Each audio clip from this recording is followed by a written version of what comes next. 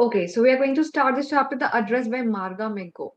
This chapter, Shubh, has been set during the times of Holocaust. You know what is Holocaust? What was Holocaust? Tell me. You might have heard Ma'am, that. during that, yes, ma'am, I have heard, but how I should explain it? It's like Okay, when I'll there tell was you. caste differences between the people. Yeah, but Holocaust are the people who were the victims of the lower class, or okay, you are somehow correct. Na? You up to a very extent you are correct. So Holocaust actually was the mass murder of Jewish people by Hitler, by Nazis. तो जो आपको पता ही होगा कि Hitler ने decide कर लिया था Aryans were the best people and he started killing people specially those who were of Jewish descent. And this chapter is more like a remembrance. Marga Menko, she has written this chapter from the point of view of a girl, of a teenage girl, but it could be her story as well. तो मार्गो मेनको खुद भी एक Dutch है और शायद से उन्हीं की ये स्टोरी है, ये कुछ मेंशन नहीं है कि whether it's her own story, but it is very relatable. So what happened at that time? तो क्या कहते हैं ये? We're going to start. The Address by Margo Minko, the short story is a poignant account. Poignant matlab very touching, heart-touching account. A poignant account of a daughter who goes in search of her mother's belonging after the war in Holland. तो Holland में war के बाद जब Holocaust खत्म हो जाता है, जब नाजीज को हरा दिया जाता है, उसके बाद वो वापस से लौटकर हॉलैंड जाती है क्योंकि जर्मनी ने ऑक्यूपाई कर लिया था हॉलैंड भी. तो वापस वो लौट कर जाती है अपनी मदर की बिलोंगिंग्स लेने के लिए. तो what happened, they had to migrate from the place in order to survive. तो वो वहां से अपना घर छोड़कर उनको जाना पड़ता है. अब घर छोड़कर जाना पड़ता है, जो घर की बहुत इंपॉर्टेंट कीमती चीजें होती हैं, तो जो हमारी नरेटर है उसकी मदर अपनी किसी जान पहचान वाली को दे देती है रखने के लिए. क्या करती हैं? अपने किसी रिलेटिव को रखने के लिए. रिलेटिव में नहीं होती, बहुत हार्डली अक्वेंटेंस होती है. अक्वेंटेंस मतलब जान पहचान वाली होती है. और वो अपना सारा सामान उसको दे देती है. दे तो देती है ऑफ कोर्स. मतलब क्या होता है कि बिकॉज हम लोग को बहुत दूर जाना पड़ेगा, तो तब तक आप हमारा सामान संभाल कर रख लो. सीधी सी बात यही होती है. लेकिन हॉलोकॉस्ट के दौरान उसकी मदर की डेथ हो जाती है और अपनी मदर की डेथ के भी बहुत सालों के बाद हमारी नरेटर वापस जाती है because she wanted to remember her mother through the things. तो उन चीजों को वापस लेने के लिए उस एड्रेस पर जाती है जहां पर वो सारा सामान रखा होता है. तो व्हाट वाज हर एक्सपीरियंस, क्या उसको मतलब वहां पर जाकर उसको क्या रियलाइज होता है. This chapter is all about that. TOUCH, touching, ठीक है. हाँ जी. As a touching account of a daughter who goes in search of her mother's belongings after the war in Holland. When she finds them, the objects evoke मतलब वापस से जगा देती है, evoke memories of her earlier life. However, she decides to leave them all behind and resolves, that is, determines to move on. वो decision लेती है, वो फर्म डिसीजन लेती है. She firmly decides to move on. मतलब तो शार्दुल क्या होता है यहाँ पर? तो जब हमारी नरेटर पहुंचती है अपना सामान लेने के लिए, अपनी मदर का सामान लेने के लिए, और वहां पर जब उसको वो सामान दिखता है तो उसकी पुरानी मेमोरीज अचानक से वापस लौट कर आ जाती हैं. लेकिन ऐसा क्या होता है कि वो डिसाइड करती है कि वो सारा सामान वहीं पर छोड़कर आगे बढ़ जाएगी और उसके बारे में दोबारा नहीं सोचेगी. This chapter is basically very emotional story, जिसके अंदर आप देखोगे कैसा उसको फील होता है, कैसे उसकी पुरानी मेमोरीज जाग जाती हैं, nostalgia, and there is a bit of heartbreak, actually a lot of heartbreak and betrayal as well. So what happened to those people, and it's quite real what happened to them. तो हमारी narrator पहुंचती है उस address पर जहां पर उसकी mother का सारा सामान रखा हुआ था. Do you still know me? I asked. The woman looked at me searchingly. She had opened the door a chink. I came closer and stood on the step. तो मैं वहां पहुंचती हूँ, घंटी बजाती हूँ और मैं पूछती हूँ कि आप अभी भी मुझे पहचानती हैं क्या, मैं आपको याद हूँ. The woman looked at me searchingly. Searchingly is more like examiningly. वो मुझे पूरा एग्जामिन करते हुए देखती है, ऊपर से नीचे देखती है और पहचान ऐसा करती है कि जैसे वो पहचानने की कोशिश कर रही है. She had opened the door a chink. Chink मतलब बहुत ही नैरो, बहुत थोड़ा सा उसने खोला हुआ था. I will write it down here. Narrowly. उसने हल्का सा दरवाजा खोला और मुझे पहचानने की कोशिश कर रही थी शार्दुल. मैंने क्या किया, मैं सीढ़ी पर थोड़ा ऊपर आ गई और उससे बात करने लगी. तो मैंने पूछा आप मुझे जानती हो? कहती नहीं जानती. उसने मुझे पहचानने से इनकार कर दिया. तो मैंने उसको बताया कि मैं मिसेस एस की डॉटर हूँ, मिसेस एस की बेटी हूँ. She held her hand on the door as though she wanted to prevent it opening any further. Her face gave absolutely no sign of recognition. She kept staring at me in silence. तो वो दरवाजे को एकदम tight पकड़ के रखती है, ऐसा लग नहीं रहा था कि वो उसको और खोलना चाहती है, वो चाहती थी कि बस वो उतना ही दिख ही रहे, और मेरे को देखकर देखती कुछ एक्सप्रेशन नहीं देती, सॉरी, वो मुझे देखती है पर देखकर ऐसे एक्सप्रेशन नहीं देती कि जैसे वो मुझको पहचानती है, और बस मुझे घूरती जाती है कॉन्स्टेंटली। तो मुझे लगता है कि शायद मैं गलत गलत एड्रेस पर आ गई, because she wasn't giving any science of recognition, मतलब वो बिल्कुल ही नहीं पहचान रही थी, उसको चेहरे को देखकर लग ही नहीं रहा था कि वो मुझे जानती है। तो मैंने सोचा कि शायद से मैं गलती से दूसरे एड्रेस पर आ गई हूँ।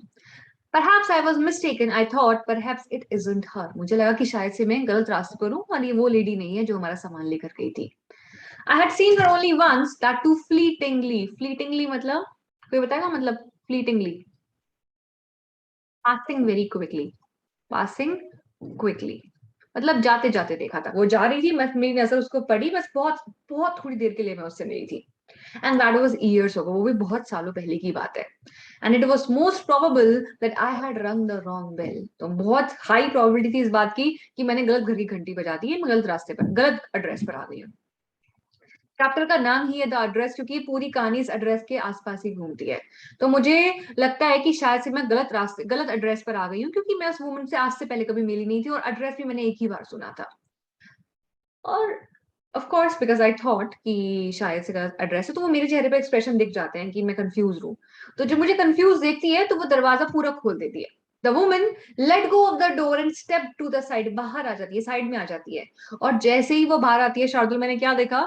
She was wearing my mother's green knitted cardigan, उसने मेरी मम्मी का ही हरा बुना हुआ कार्डिगन पहना हुआ था। The wooden buttons were rather pale from washing, हाँ जो बटन थे वो धोने की वजह से थोड़े बहुत डल हो गए थे, लेकिन मैं पहचान गई कि ये कार्डिगन मेरी मदर का ही है। And when she saw that I was looking at the cardigan and she half hid herself again behind the door.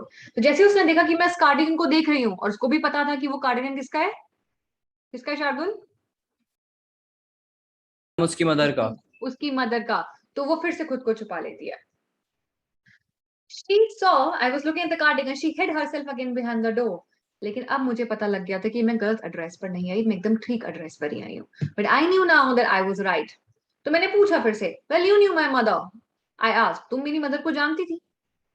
तो फिर फाइनली बिकॉज उसको पता लग गया कि मैंने पहचान लिया है, कहती है अच्छा आप लोग वापस आ गए, बिकॉज ये सारे के सारे जूश लोग पूरा हॉलैंड छोड़कर भाग गए थे।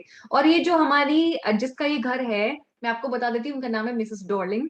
मिसेस डॉर्लिंग जो है शी इज नॉट अ जू, she is a non Jewish person. तो उनको तो कोई थ्रेट था ही नहीं उस टाइम पर, तो वो लोग वहीं पर थे, और वो जाती हैं मिसेस एस के घर और उनको कहती है कि आपको तो यहाँ से जाना पड़ेगा, मैं आपका अच्छा सामान संभाल के रख लेती हूँ, जब आओगे तो ले लेना। तो कहते अच्छा वापस आ गए, I thought that no one had come back, मुझे लगा कोई वापस नहीं आया, कोई भी लोग वापस नहीं आ पाए हैं। तो कहती है, मैंने जवाब दिया कि सिर्फ मैं ही आई हूँ और कोई वापस नहीं आया है। A door opened and closed in the passage behind her. A musty smell emerged. इतने में क्या होता है, वो दरवाजे के पीछे उसके साथ एक दरवाजा होता है, उसका खड़ी होती है, वो पीछे एक पैसेज होता है, कॉरिडोर होता है, उसके अंदर एक दरवाजा खुलता है कमरे का, और जैसे ही वो कमरे का दरवाजा खुलता है, बहुत ही मस्ती मस्ती मतलब ना बहुत कहते हैं ना पुरानी सीलन जैसी स्मेल जो होती है, बहुत ज्यादा डल, बहुत क्या कैसे कह सकते हैं, कुछ पुरानी सी एंटिक जैसी, एंटिक तो एक अच्छा वर्ड हो गया, वही सीलन जैसी जो स्मेल होती है किसी किसी के घर में, मतलब बहुत पुराना घर हो जाता है, ऐसी बहुत स्मेल आ रही थी। तो मैंने बोला कि मैं ही वापस आई हूँ। क्या जवाब मिलता है मुझे? That lady who had everything which belong to us बोलती है, सॉरी मैं तुम्हारे लिए कुछ नहीं कर सकती। सीधे सीधे मेरे मुंह पे बोल देती है कि मैं तुम्हारे लिए कुछ भी नहीं कर सकती। मैंने बोला क्या बात कर रही हो? I have come here specially on train, I wanted to talk to you for a moment. तो मैंने कहा कि देखो मैं ट्रेन लेकर स्पेशली आई हूँ, तो मैं आपसे थोड़ी देर के लिए बात करना चाहती हूँ। कहती no it's not convenient for me now, कहती नहीं अभी बात नहीं कर सकती, I can not see you, मैं तुमसे मिल नहीं सकती हूँ, बाद में आना। क्या कहती है, मुझे बाद में आना, अभी नहीं आ सकती। अब हुआ ये कि हमारी जो नरेटर है वो इस वक्त अपने होम टाउन में नहीं रहती, जहाँ पे उसका कॉलेज है, जहाँ उसकी पढ़ाई हुई थी वो वहीं पर रहती है। लेकिन क्योंकि वो बहुत होम सिक फील कर रही थी, उसको अपनी मदर की बहुत याद आ रही थी, तो she went to her home town, but rather than going to her place, क्योंकि वो तो सारे बॉम्ब में उड़ गए थे, घर बचा भी नहीं था शायद, तो वो सीधे उस घर में जाती जहाँ उसकी मदर का सामान था। ट्रेन लेकर स्पेशली आई थी, और ये लेडी क्या कहती है उससे कि सॉरी मैं तुम्हारे लिए कुछ नहीं कर सकती, यहाँ से जाओ बाद में आना। She nodded and cautiously closed the door as though no one inside the house should be disturbed. उसके बाद सर हिलाती है और मेरे मुंह पर ही दरवाजा बंद कर देती है और इतना धीरे से करती है कि जैसे घर पे किसी को पता ना लगे कि मैं आई हूँ। मैं वहीं खड़ी थी सीढ़ी पर और मेरे मुंह पर दरवाजा बंद हो चुका था। I stood where I was on the step, the curtain in front of the bay window moved. Bay window क्या होती है आपने देखा होगा बहुत सारे घरों में, एक थोड़ा प्रोट्रूडिंग विंडो होती है बाहर की तरफ निकली हुई। हमारे इंडिया में तो कम ही होती है, लेकिन बाहर के घरों में ज्यादातर जो विंडो होती है वो ऐसे बाहर की तरफ निकली हुई होती है, उसको बे विंडो कहते हैं। समझ गए? मैं विंडो नहीं समझे? मैं should I draw with my beautiful drawing? हाँ जी, हम आ ठीक गए है, समझ में मैम। आ गया ना? Very good. The curtain in front of the bay window moved, someone stared at me and would then have asked what I wanted. Oh, nothing, the woman would have said. It was nothing. तो किसी ने हल्का सा पर्दा हटाया और मुझे लगता है कि शायद उसने अपनी माँ से और उससे पूछा होगा उस लेडी से कि कौन था, और उसने क्या बोला होगा कि नहीं नहीं कोई नहीं था, क्योंकि जैसे वो दरवाजा बंद कर रही थी मुझे लग नहीं रहा था कि वो बताना चाहती है मेरे बारे में किसी को। मैंने फिर से उस मेरे मुंह पे दरवाजा तो बंद हो ही चुका था। I looked at the name plate again. मैंने फिर से नेम प्लेट के ऊपर देखा, क्या लिखा हुआ था? Darling. Darling it said in black letters on white enable. तो व्हाइट पेंट था, जो हमारे घर की जो नेम प्लेट थी वो व्हाइट कलर की थी, उस पर व्हाइट पेंट था और ब्लैक लेटर से लिखा हुआ था darling. On the jam, that is plate, jam is again a plate, a bit higher the number 46। तो ऊपर लिखा हुआ था 46 और नीचे लिखा हुआ था डॉर्लिंग। मेरे पास कोई रास्ता नहीं था, जिसका घर था उसने मुझे मेरे मुंह पर दरवाजा बंद कर दिया, so of course I had to go back. As I walked slowly back to the station, I thought about my mother, who had given me the address years ago. It had been in the first half of the war. I was home for a few days, and it struck me immediately that something or other about the rooms had changed. I missed various things. My mother was surprised I should have noticed so quickly. Then she told me about Mrs. Dorling. तो मैं जब वापस जा रही थी तो I was remembering all those things, मुझे वो सारी पुरानी बातें याद आ, कैमरा प्लीज ऑन, सारी बातें मुझे याद आ रही थी। मुझे याद आया कि मेरी मदर ने ये एड्रेस मुझे बहुत सालों पहले दिया था। कब की बात है? First half of the war की बात है। तो पहला वॉर जब पहला हाफ था तब की बात है, और मैं कुछ दिनों के लिए घर आई हुई थी कॉलेज से। और जब मैं घर पहुंची तो मैंने कुछ नोटिस किया कि यार हमारा घर थोड़ा बदला बदला लग रहा है, कुछ चीजें मिसिंग है। तो मैंने अपनी मदर से पूछा तो थोड़ी हैरान लगी कि तुमको बड़ी जल्दी पता लग गया। तो वो मुझे तब उन्होंने बताया किसके बारे में? मिसेस डॉर्लिंग के बारे में। तो व्हाट हैपेंड शार्दुल, मैं घर पहुंची कॉलेज से, ये बहुत सालों पहले की बात है जब मेरी मदर भी जिंदा थी, और मैं कॉलेज से घर आई। और जब कॉलेज से घर आई तो मैंने अपनी मदर से पूछा एक दो दिन के बाद कि मदर घर कुछ अजीब लग रहा है, कि आपने कुछ चीजें गायब है क्या? तो मेरी मदर उस टाइम पर बताती है कि हाँ मिसेस डॉर्लिंग है जो हमारा सामान लेकर जा रही है। I had never heard of her. मैंने आज से पहले डॉर्लिंग का नाम नहीं सुना था, मतलब मेरी मदर की कुछ खास अच्छी दोस्त तो वो नहीं थी, otherwise I would have known her. I had never heard of her, but apparently is clearly she was an old acquaintance. Acquaintance मतलब जानकार। Acquaintance कौन होती है? जानकार, जान पहचान वाले। Whom she hadn't seen for years, जिससे वो सालों से नहीं मिली थी। And अचानक से कहीं से मिसेस डॉर्लिंग प्रकट हो गई थी, and she renewed their contact। तो अचानक से कहीं से मिसेस डॉर्लिंग आ गई, उन्होंने पूरा जान पहचान बढ़ा ली और हमारा सामान लेकर जाने लगी। तो कहीं ना कहीं इंटेंशन शुरू से ही खराब थी। They had no contact for years। अचानक से आती हैं और अपना कांटेक्ट वापस से रिन्यू कर लेती हैं, और उसके बाद से वो रेगुलरली आ रही थी। रेगुलरली उनका आना जाना हमारे घर पर बना हुआ था। कोई डाउट है इस वाले पैरा में? क्लियर है एवरीवन? क्या नोड़ा, आप अपना फोन ऑफ कर दो। Every time she leaves here. क्या ना, किस पे क्लास लेते हो? कैमरा फोन पर या फिर लैपटॉप पर? फोन पर लेते हो? Real line right? No, ma'am. चलो ठीक है, जो मुझसे झूठ बोलता है ना उसको बहुत बुरा, मतलब भगवान, मतलब I am a God child, तो जो भी झूठ बोल। मैं लैपटॉप लेता हूँ। लैपटॉप पे लेते हो ना? फोन ऐसे ऐसे रख लो हाथ में। हाँ जी, फोन, हाँ ऐसे हाथ रख लो या फिर फोन रख लो, एक काम कर लो। You should look at the screen directly. I should not see you looking downwards. सीधे स्क्रीन पर देखो।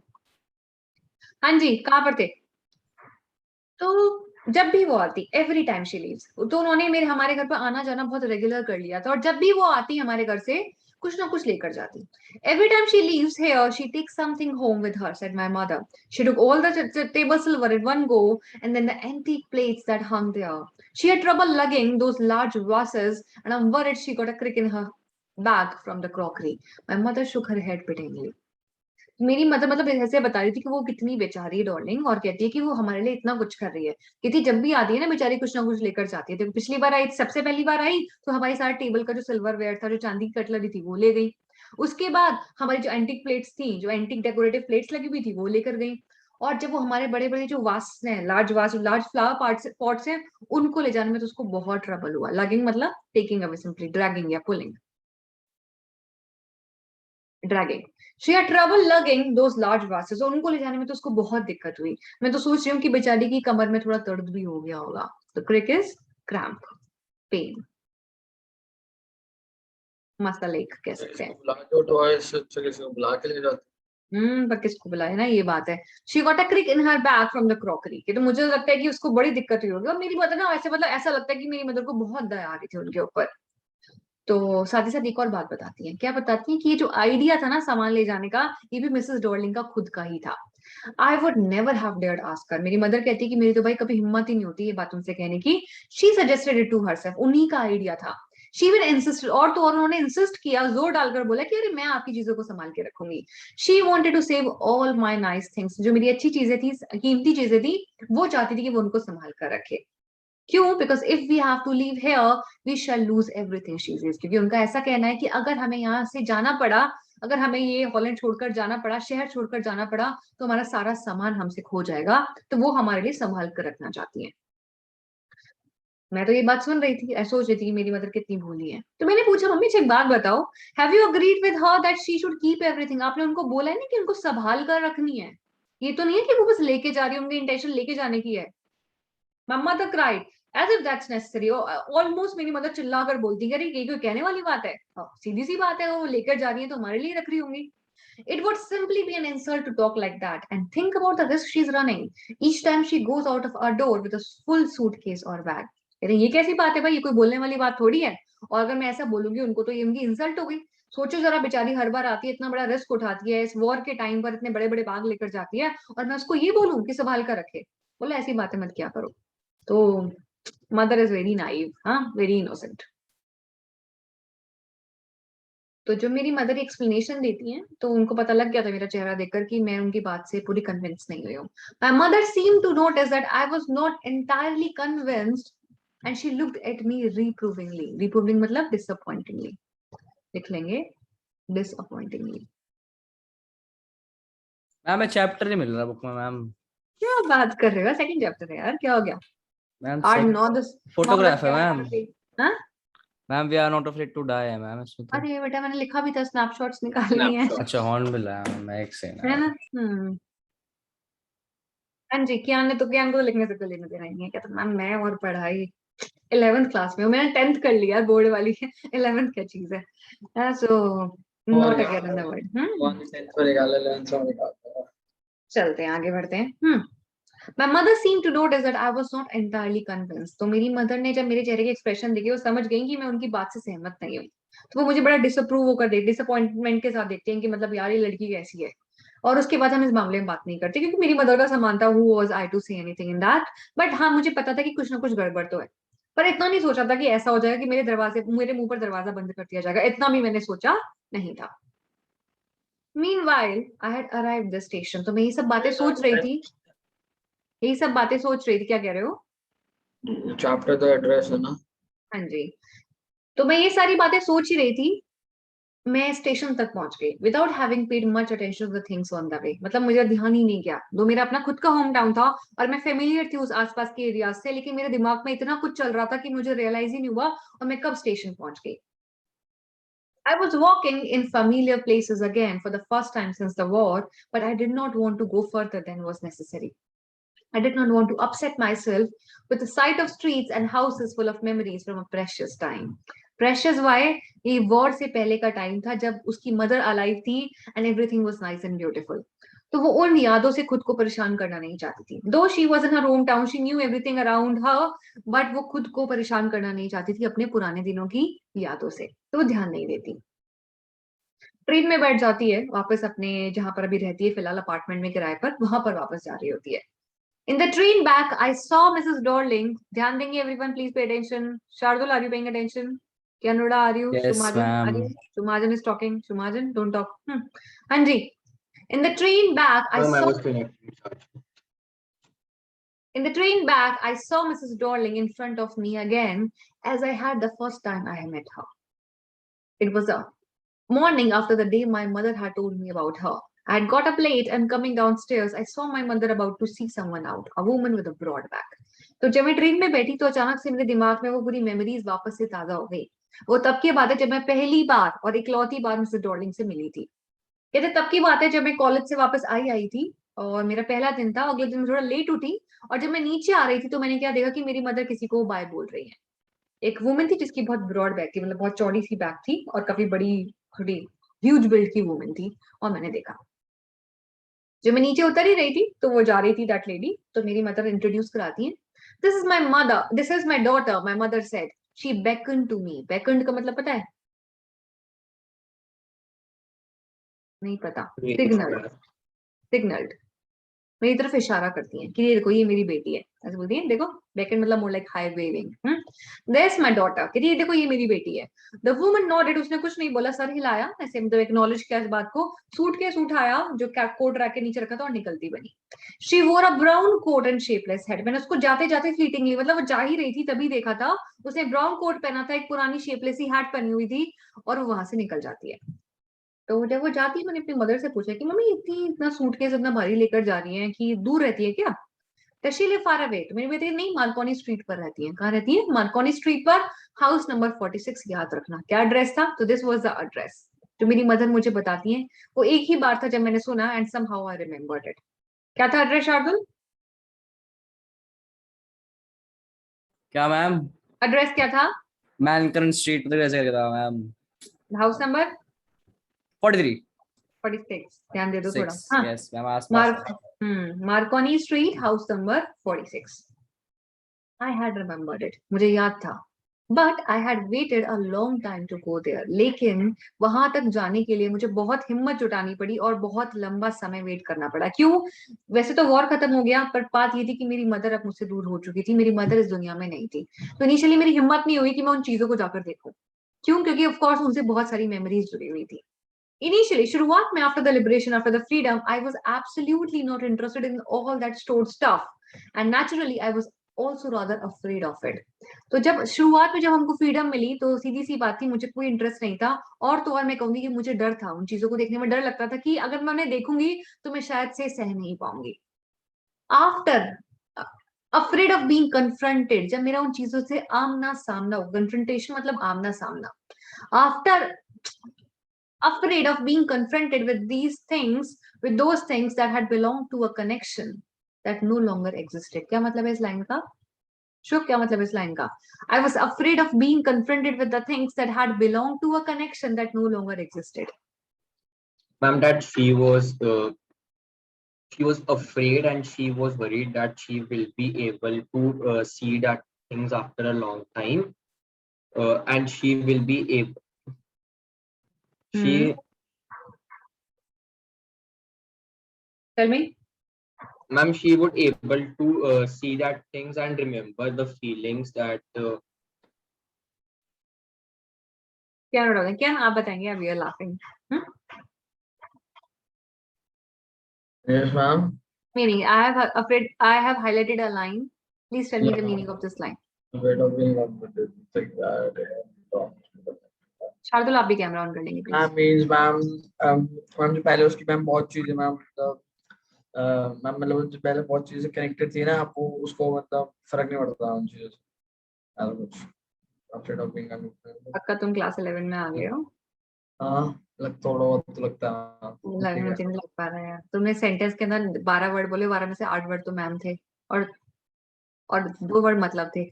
मैंने सुना नहीं, अपने अचानक से एकदम पता मैं सोच के बस रहा था, मुझे ऐसे आ गया, मैंने भी सुना. सही बात है. चुप हो जाओ, अपने आप म्यूट कर लो. शार्दुल आप बताएंगे प्लीज मीनिंग इसका. हमें जो येलो से मार्क कर रखा है. हाँ जी. मैम की मैम वो मैम डर रही थी मैम, जो थिंग्स थी उसकी सोचने के लिए और जो उससे बिलोंग करता Ma'am. कनेक्शन था वो अब नहीं एग्जिस्ट करता था. क्या मतलब है इसका? मतलब क्या है यार? तुम तो Ma'am, तो she कैमरा was ऑन रखो। afraid हाँ that she will be able to, when she will see the thing, she will remember her mother, and that is why she was afraid that she will be able to she confront won't be that able to, हाँ she feelings. won't be able to confront She all won't be those able things, to confront all the feelings that she had for her mother. right? तो कहते हैं मुझे डर था, मेरी हिम्मत नहीं हो रही थी कि मैं उन चीजों का आमना सामना कर सकूं, उन चीजों के सामने आ सकूं जो उस कनेक्शन क्या, the relation of mother and daughter that no longer existed, but that relation did not exist anymore because mother was no more. तो मेरी हिम्मत नहीं हुई कि मैं अपनी माँ की चीजों को जाकर देखूं, क्योंकि मुझे लगा था कि मैं उसको सह नहीं पाऊंगी, वन फीलिंग्स और इमोशंस को हैंडल नहीं कर पाऊंगी. The things which were hidden away, the things which were hidden away in cupboards and boxes and waiting. देखो क्या क्या लग रहा था अभी तक उसको, अभी तो उसको कितने सालों से क्या लग रहा था? And she thought that things were hidden away in cupboards and boxes and waiting in vain until they were put to back in their places again, which had endured all those years because they were things. अभी तक उसके दिमाग में ये idea था कि जो Mrs Darling सारा सामान लेकर गई है वो उनके घर में कहीं बॉक्सेस में पड़ा होगा और वेट कर रहा होगा कि वापस उनको अपनी जगह पर सजाया जाएगा. पर यहाँ पर तो मिसेस डॉर्लिंग ने मना ही कर दिया कि वो उसको उसकी मदद को जानती नहीं है, और साथ साथ ये भी बोल दिया जब वो पहचान गई तो सॉरी, मैं आपकी कोई मदद नहीं कर सकती हूँ. She thought that all those things were waiting to be put in use. They were waiting in vain. Vain matlab without any use, uselessness. Until they were put back in their place again. And things which had endured. क्या meaning है endured का? बताएंगे? Useless all those years. हम जो पुरानी हो गई है. Hasn't been used for a long year. कहते किसी उसकी Have to suffer कहते something long painful. time. हाँ गूगल कर लिए उसने तो कह रहा है बोलो है आई विल गूगल. हाँ जी. एंड्योरिंग एंड्योरेंस पावर कहते हैं, जैसे मतलब किसी चीज को सहने की क्षमता, केपेबिलिटी ऑफ टू केपेबिलिटी कह सकते हैं, या फिर किसी चीज को सहने की क्षमता कह सकते हैं, या फिर सिंपली सफरिंग. दे हैव क्या वर्ड बताया था एक बार, तो फिर से बोलना exact meaning. I'm to suffer something painful. To suffer something painfully. पर यहाँ पर टू सफर समथिंग नहीं है, सफर नहीं है, because they have sustained themselves over the years. वो इतने सालों के अंदर वो सह क्यों गई? क्योंकि वो चीजें थी. Humans did not survive. Humans couldn't endure the pain. Humans couldn't endure the torture. ये बच गई क्योंकि ये चीजें थी. And that is something very emotional. Her mother couldn't survive it. The things they survived the Holocaust. But gradually, लेकिन धीरे धीरे, शुरुआत में तो मेरी हिम्मत होती नहीं थी, लेकिन धीरे धीरे जब चीजें नॉर्मल होने लगी तो मुझे लगा कि अब मुझे जाना चाहिए. But gradually everything became more normal again. Bread was getting to be a lighter colour. ये बता रहे मतलब एक छोटी छोटी लाइन के थ्रू उन्होंने बताया गया है कि जर्मनी में इतनी ज्यादा गरीबी आ गई थी कि लोग मोटा अनाज खाने लगे थे, और वो मोटा अनाज जो होता है normally it's darker in colour, तो ब्लैक कलर की ब्रेड हो गई थी. और तो और कहते थे कि वहां इतनी ज्यादा गरीबी हो गई थी कि और लोगों ने क्या किया, गवर्नमेंट इतनी ज्यादा इनकॉम्पिटेंट थी कि उन्होंने और Ma'am, नोट छापने शुरू lighter कर color दिए. doesn't mean that the price of bread was reducing. No not just the price, lighter colour मतलब it was better in quality. Lighter colour मतलब it was better in quality. आपने तो एक white bread होती है जो कि बहुत फाइन ग्रेन की बनी होती है ना, फाइन. Ma'am, मतलब brown bread white bread से बकवास होती है. बकवास होती है लेकिन हेल्दी. आज के टाइम में सोचो, हमारे इंडिया के अंदर ना पहले बहुत मोटा अनाज खाया जाता था, जैसे बाजरा वगैरह हो गया, और हम लोग को ये इंग्लिश में आकर बोलते थे कि हम लोग ना गवार हैं. आज के टाइम में वही मोटा अनाज न्यूट्रिशन वैल्यू के मामले में बहुत ज्यादा माना जाता है. तो अर्लियर टाइम्स में ये गेहूं वगैरह का जो फ्लावर था बहुत महंगा होता था, तो इसलिए लोग बाकी चीजें बाजरा वगैरह यूज करते थे. तो बस किसी भी तरीके से वो ब्रेड वगैरह जो होती थी वो नॉर्मल कलर, नॉर्मल आज के टाइम की जैसी नहीं होती थी, तो वो मोटे अनाज से बनाई जाती थी. And because that grain is darker in colour. जैसे आपके पास कुटू हो गया, कुटू का आटा, ये सारी चीजें उस टाइम पर ज्यादा अवेलेबल होती थी as compare to the basic these rice and wheat and other things. तो लाइटर कलर मतलब थिंग्स वर गेटिंग नॉर्मल. अब ब्रेड जो नॉर्मल खाना का जो सामान है वो भी नॉर्मल होने लगा है. ब्रेड भी अब धीरे धीरे लाइटर कलर की होने लगी है. In earlier times, it was, कि wheat को ज्यादा importance दी जाती थी. इतना I was also about to mention कि इतना ज्यादा गरीबी आ गया था वहां पर, इतनी गरीबी आ गई थी कि लोगों को ब्रेड खरीदने के लिए पूरी गाड़ी भरकर पैसा लेके जाना पड़ता था, क्योंकि उन लोगों ने, इतने गधे लोग थे, इतनी गधी सरकार थी कि उन्होंने पैसे छापने शुरू कर दिए कि ज्यादा पैसे छापेंगे तो लोगों के पास पैसा आएगा। पर आपको शायद पता होगा, आप 11th में इकोनॉमिक्स पढ़ रहे हो, कि मनी की वैल्यू सर्कुलेशन से नहीं होती है ना। आप अगर ज्यादा पैसा छापते हो तो आपके इंटरनेशनल मार्केट में पैसे की वैल्यू कम हो जाती है। You should just printing money, पैसा छापने से कुछ नहीं होता, आपका आपका ब्लैक मनी यूसेज ज्यादा किस बढ़ तरीके जाता, से। क्या कह रहे हैं, क्या? ब्लैक मनी ज्यादा बढ़ जाता। नहीं, ब्लैक मनी की सिर्फ बात नहीं है। अगर आप ज्यादा पैसा छापोगे तो आपकी डॉलर के कंपैरिजन में आपका पैसे की वैल्यू गिर जाएगी। अगर पैसे की वैल्यू गिर गई तो गिर गई, बात ही खत्म। जैसे आप कहीं पुअर कंट्रीज में जाओ तो आपको आपको इतना पैसा नहीं देना। एक बार मेरी बात में, मेरी फ्रेंड कहीं घूमने के लिए गई थी, I do not recall where she went. तो मेरे लिए स्कार्फ लेकर आई थी और बोलती है कि ना पूरे 2 लाख का है। ऐसा बोला उसने, मेरे लिए 2 लाख का स्कार्फ लेकर आई हूँ। मैं बड़ी खुश, मैंने लगा तो नहीं देखने में पर मैंने फिर भी मैं खुश। फिर मुझे पता लगा कि वहां की करेंसी में जो 2 लाख थे वो 1500 के बराबर ही थे। तो कुछ खास तो करा नहीं उसने, और still like she told thing, because currency की वैल्यू वही चीज है, उतने में ज्यादा में मिलती है। And there was a bed. तो धीरे धीरे चीजें नॉर्मल होने लगी थी उनको। पहले आपको पता है कि उनको अपने दरवाजों को, विंडोज को पूरा कवर करके रखना पड़ता था। ये लोग अपनी विंडोज पर ब्लैक पेपर लगा लेते थे ताकि रोशनी बाहर तक ना पहुंचे, ताकि लोगों को पता ना लगे, क्योंकि जहां भी रोशनी दिखती थी ऊपर से बॉम्ब गिरा दिए जाते थे। So yes ma'am, people, China के टाइम पे भी ये हुआ था। हाँ यही हुआ था। इनफैक्ट आपको शायद पता होगा कि हमारे इंडिया में भी ताजमहल को पूरे काले कपड़े से कवर करवा दिया गया था, क्योंकि लग रहा था कि अब कहीं अटैक ना कर दें। तो पूरे के पूरे आगरा की लाइटें बंद करवा दी थी और ताजमहल को ब्लैक कपड़े से कवर कर दिया था। My nanny told me. I did not read about it, but my nanny told, because my nanny lives yes in Agra. Ma'am. No, but it's about after the war. The situation is after the war, when things were getting normal, the war had ended. तो मुझे लगा धीरे धीरे कि शायद मुझे उन चीजों को वापस लेकर आना चाहिए. Bread was getting to be a lighter color. There was a bed you could sleep in unthreatened. A room with a view you were more used to glancing at each day. ऐसा नहीं था कि अब रोज लोग मर रहे हैं, अब चीजें नॉर्मलाइज होने लगी थी। और एक दिन ऐसे ही बैठे बैठे मैंने नोटिस किया that I was curious about all the possessions, all the materialistic things that must still be at that address. तो अचानक मुझे याद आया कि वो मेरी मदर की सारी चीजें आज भी उस पते पर ऐसे वेट कर रही होंगी, मेरा वहीं पड़ी होंगी। And suddenly I wanted to see them, touch them, remember them. So I decided I would go there and get those things back. पर क्या हुआ, मैं पहुंची और एकदम उल्टा ही हो गया, और उसने मुझे मेरे अपने घर के सामने से मुझे वैसे भगा दिया। शायद थोड़ा सीधा लेट बैठ जाओगे ना तो थोड़ा अटेंशन लेकर पाओगे। After my first visit in when, मेरी फर्स्ट विजिट, अभी मैंने वेन का मतलब बताया, शार्दुल क्या है वेन का मतलब? बोलो शार्दुल। हाँ हाँ चल गए हाथ मैं वेट यस कर रही मैम। थी, then he would use his hands. चलेंगे कोई बात नहीं। शुभ महाजन, वेन का मतलब? मैम वेन का मतलब एवरीथिंग वेन इन वेन, मतलब सब चीजें बकवास, यूजलेस है ना, खराब, बेकार हो गया। यूजलेस। इन वेन मतलब useless. After my first visit in when, मेरी पहली जो विजिट थी वो तो एकदम यूजलेस थी, कोई फायदा नहीं हुआ। तो मैंने डिसाइड किया कि मैं फिर से जाऊंगी। ऐसे कैसे हार मान लूं यार, मेरी मदर की चीजें हैं, ऐसे क्यों हार मानूं मैं। इस बार जब मैं गई तो दरवाजा मिसेस डॉर्लिंग ने नहीं, बल्कि एक लड़की थी जो करीब 15 साल की, उसने खोला। तो मैंने पूछा कि आपकी आपकी मदर है घर पर? तो कहती नहीं, she is doing an errand. Running in errand, doing in errand का मतलब क्या होता है क्या? शार्दुल बिना हैंड्स को ऐसे रखो, बताओ शार्दुल। इतने मतलब शार्दुल कर देता है काम। हाँ हाँ जी, यस, क्या मतलब है इसका?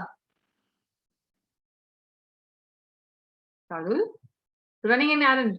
मैम एक सेकेंड मैम, एरड का मतलब होता है 2 मिनट। 2 मिनट में तुम सब देख लोगे, डिक्शनरी पूरी खोल लोगे। Shubh Mahajan, can you tell?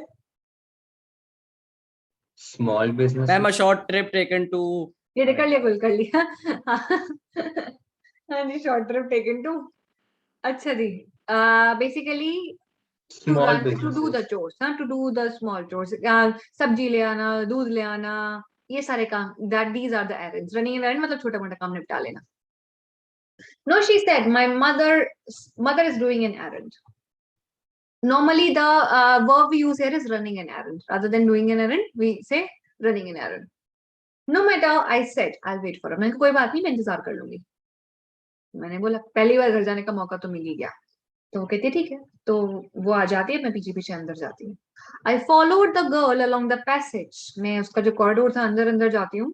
an old-fashioned iron Hanukkah. And now these are the things she's going to notice certain things which actually belong to her, and the things were not in a box, बल्कि उनके घर पे जगह-जगह सजी हुई थी, वो भी बहुत ही ज्यादा बेकार तरीके से. मतलब they had no sense how to use things, how to put things up, and they had used everything. तो उनके घर की जितनी भी चीजें थी जो उसको लगा था कि डॉर्लिंग संभाल के रखेगी, डॉर्लिंग ने अपने घर में सजा ली थी. जब मैं जाती हूँ रास्ते में मैंने क्या देखा कियान ऊपर देखेंगे, an old fashion iron Hanukkah candle holder. Hanukkah is a Jewish festival. Hanukkah क्या होता है? एक जूइश फेस्टिवल होता है, तो वहीं पर जलाने के लिए कैंडल होल्डर था. एक हनुक्का कैंडल होल्डर था जो मतलब मिरर के बराबर में टंगा हुआ था. कहती हमने कभी यूज नहीं किया क्योंकि बहुत भारी था, हमको लगता है it was much more cumbersome. Cumbersome मतलब बहुत ज्यादा हैवी, एक्सट्रीमली हैवी. है ना, सिंगल कैंडल स्टिक. तो पूरे कैंडल स्टैंड था, उसमें 3 4 5 कैंडल स्टिक लगती थी, तो हमने कभी उसको यूज नहीं किया. यहाँ पर इन्होंने बड़ा सजा के रखा हुआ था, टांग रखा था दीवार पर. तो मैं अंदर गई तो लड़की ने पूछा बैठोगे? नहीं. She held open the door of the living room and I went inside past her. तो उसने दरवाजा खोला अपने लिविंग रूम का, ड्राइंग रूम का, और मैं पीछे पीछे चली गई. And the moment I entered I stopped horrified. और जैसे ही मैंने रूम के अंदर एंटर किया, आई वाज एक्सट्रीमली स्केयर्ड. क्यों कियान?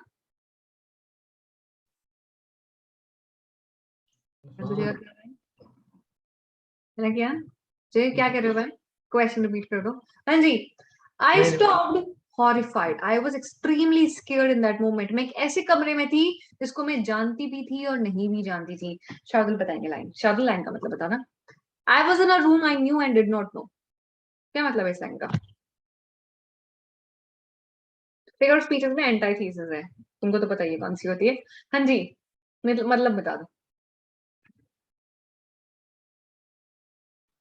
मैम के बाद वो जो रूम में गई थी उसे याद था लेकिन वो भूल गई थी. यार तुम लोग में बड़े डिसअपॉइंटमेंट हो 11th क्लास के स्टूडेंट्स के साथ. रुको मैम एक सेकंड रुको.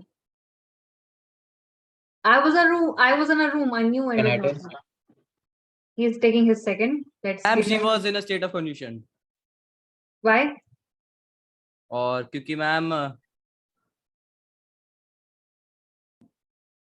But that's मैम actually इसके पीछे इतना कोई मेटाफोरिकल रीजन नहीं है. This is a kind of true. शुभ, हाँ जी, आप भी ट्राई कर लो एक बार. सुन लेना दोनों Ma'am, बातें. क्या हमको she was in a room in which all the things that belonged to her room was there, but the room was a completely different one. Correct. वो एक ऐसे कमरे में थी जिसके अंदर चीजें जो लगी हुई थी वो सब उसकी थी. मतलब सपोज करो कि तुम्हारे घर के पर्दे, तुम्हारे घर का टीवी, तुम्हारे घर के डेकोरेटिव आइटम, जो भी शार्दुल तुम्हारे कमरे में है वो किसी और शुभ के कमरे में पहुंचो तो बिल्कुल सेम टू सेम है. पर वो कमरा तो शुभ का है ना, तुम्हारा नहीं है.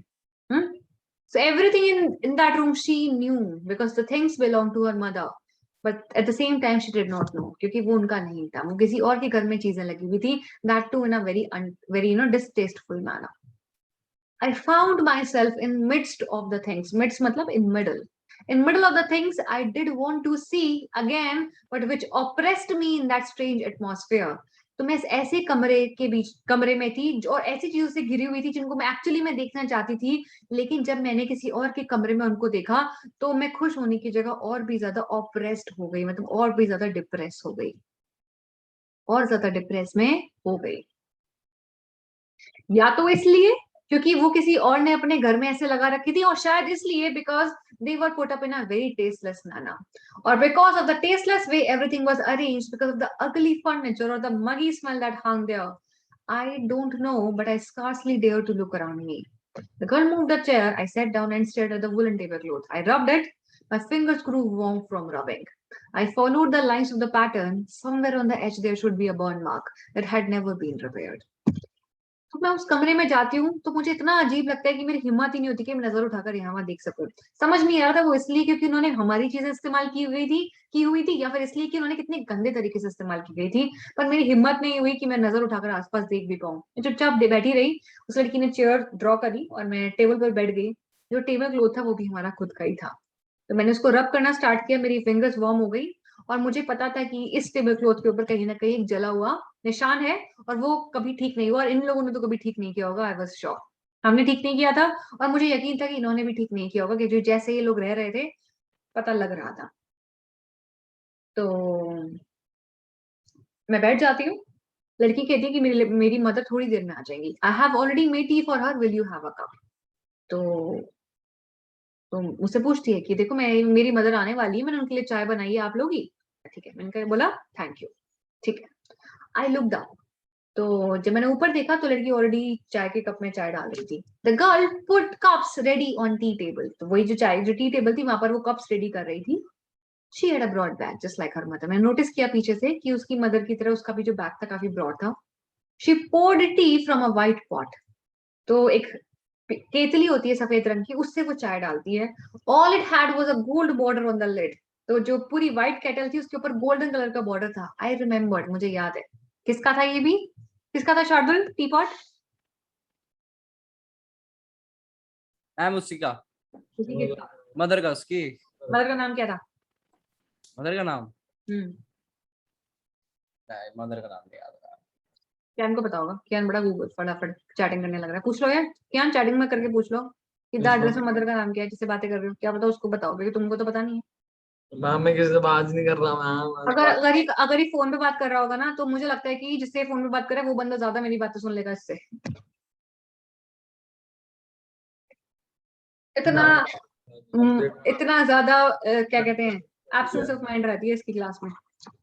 बुक खोलने से थोड़ी होता है भाई कुछ, क्लास अटेंड करने से भी कुछ नहीं होता। मैं फोकस कर रहा हूँ। Right, very absolutely. चलते हैं। मिसेस एस नाम था, क्या नाम था? Miss S. Show what was the name of that lady who had all the stuff? Mrs. Dolly. Mrs Darling. मुझे याद था, और ने वो बॉक्स खोलती है, बॉक्स में से कुछ चम्मच निकालती है, और अचानक से मैंने बोलना स्टार्ट किया और मैं खुद को नहीं पहचान पाई। मैं ऐसे बोल रही थी, क्या बोला मैंने? That's a nice box. I did not mention that it was hours, तो वो मैंने इतना सिर्फ मेंशन किया, that's a nice box. I heard my own voice, it was a strange voice, मतलब अजीब तरीके से मैंने बोला, एज दो each sound was different in this room. मतलब मुझे, I wasn't feeling my self उस मोमेंट में। मैं खुद जैसा फील नहीं कर रही थी, मुझे बहुत वियर्ड फील हो रहा था वहां पर,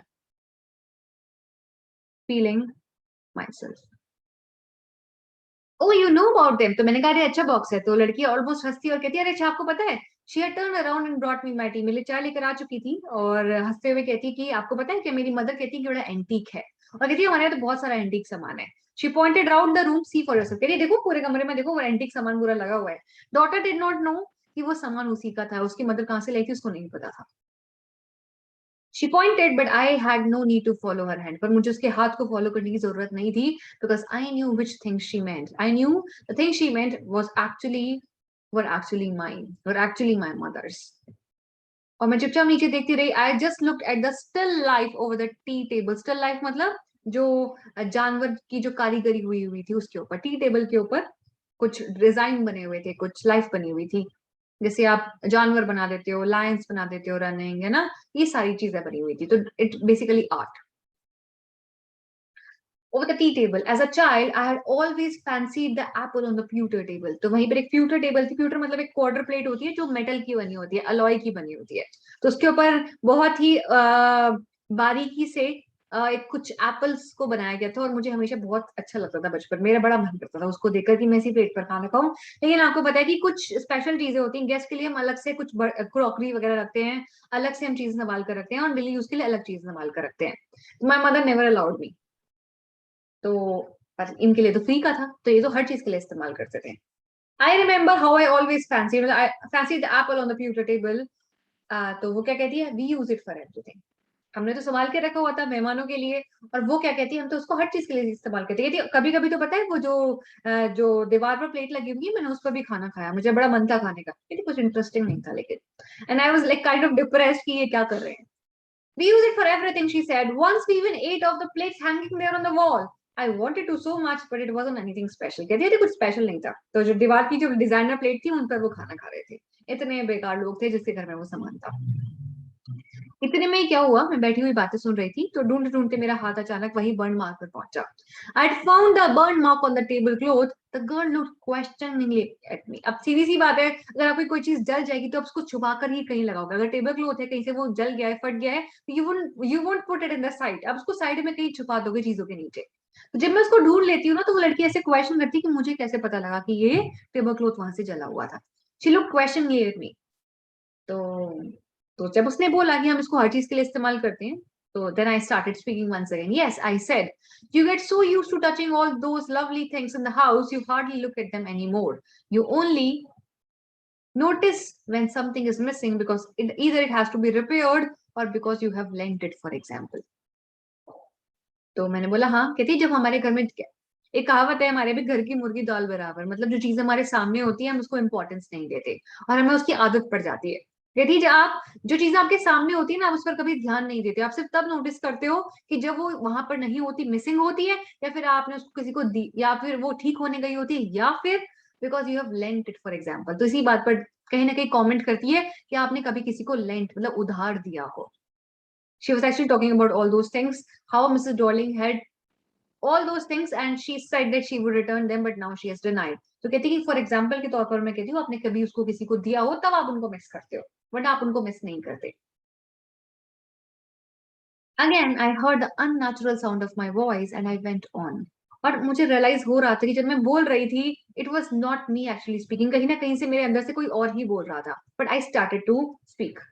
शार्दुल क्या कर रहे हो बेटे, बता दो। क्या मैम? अगर सुन लोगे तो कुछ चला जाएगा तुम्हारे 1 घंटे में। नहीं मैम, मैं सुन रहा हूँ। सुन लो यार please. I remember my mother once asked me if I would help her polish the silver। और ऐसी मैं उसको बताती हूँ, उस लड़की को बताती हूँ, मिस डॉर्लिंग की बेटी को, कि मुझे याद है एक बार मेरी मदर ने मुझसे कहा कि मैं उसको सिल्वर पॉलिश करने के लिए बोलूं, चांदी का जो बर्तन है, चांदी के बर्तन पॉलिश करने के लिए बोलूं। It was a very long time ago and I was probably bored that day, or perhaps I had to stay at home because I was ill, as she had never asked me before. I asked her which silver she meant and she replied, surprised, that it was the spoons, forks and knives, of course. तो मैं उसको बताती हूँ कि ऐसी एक बार की बात है, मेरे घर पे मेरी मदर ने मुझसे बोला कि आप मैं उनकी मदद कर दूं कि सिल्वर जो कटलरी है, सिल्वर है, उसको पॉलिश करने में। कहती पता नहीं बहुत पहले की बात है, शायद मैं बीमार होंगी या जो भी था, मैं घर पर थी या बहुत बोर थी, तो मैंने अपनी मम्मी को बोला ठीक है मैं करवा देती हूँ। पर मैंने पूछा कि मम्मी एक बात बताओ, कौन सी सिल्वर की बात कर रही हो?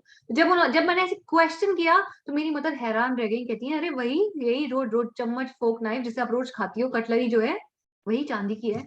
And that was a strange thing. I did not know the cutlery we ate of every day was silver. और मैंने क्या बोला कि सबसे अजीब बात ये थी कि मुझे पता ही नहीं था कि जिस कटलरी से हम रोज खाना खाते हैं वो एक्चुअली में चांदी की थी। The girl laughed again. इस बात को सुनकर वो हंसने लगती है। तो मैं कहती हूँ काम करो, मुझे लगता है कि तुमको भी नहीं पता होगा, जाकर चेक करो।